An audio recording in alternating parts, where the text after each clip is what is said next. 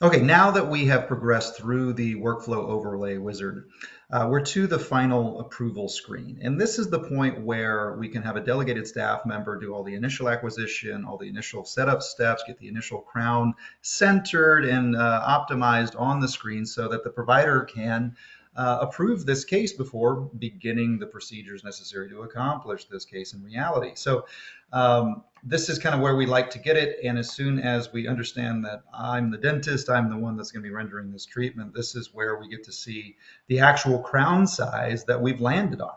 And this doesn't mean we're locked into it. This just means that this is our starting point, and we begin our I guess, initial provider validation thought process here. Because yes, I think that this crown is centered. Yes, I think that these lines are more or less defining the mesial distal boundary of this tooth.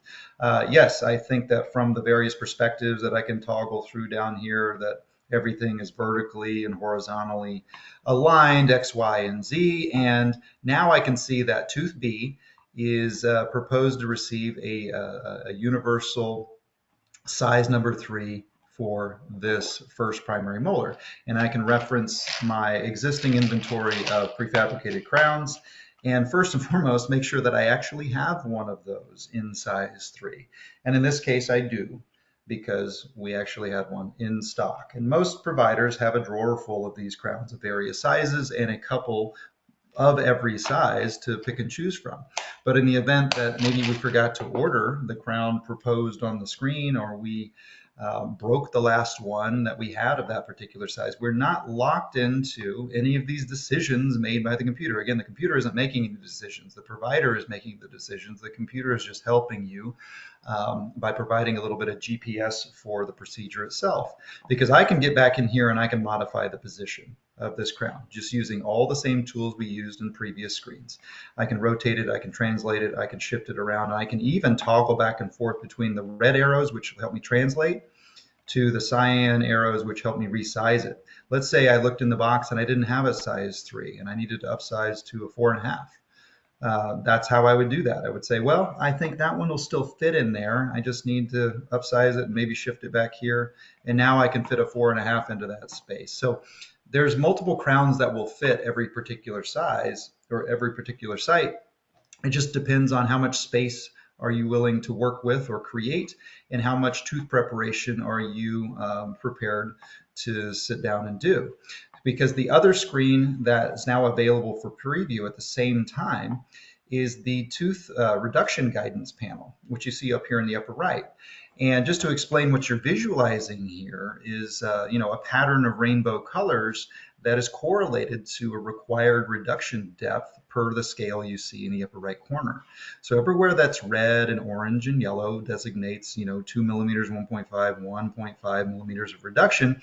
And it's nice to know that the reductions are non-standard. While the crown shapes and sizes may be relatively standardized, no human tooth is ever the same. Therefore, the reduction requirements for every prefabricated crown are never the same.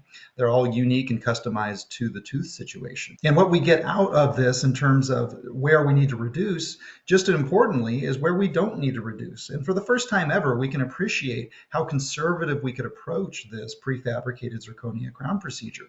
Because where we do see orange and yellow requiring 1.5 to 1 millimeter reduction, we see the green and purple and blue colors designating that we don't need to reduce those at all. If anything, those are areas of over reduction. I wouldn't call it over reduction because they're not reduced at all. It's just where the central fossa is and where the concavities are on the axial surfaces. So what we'd like to do is make sure that, yes, we have an appropriate crown size. Yes, we have that size in inventory, and we can set that aside ready for try-in, and this becomes the one crown size necessary for trial fitting. If this crown doesn't fit, it doesn't mean it's a crown size problem. It means it's a tooth preparation problem, because now I need to make the tooth fit the crown, not the other way around. And while we are evaluating this, we're also looking at what the decisions we make in terms of crown size selection mean to the tooth underneath.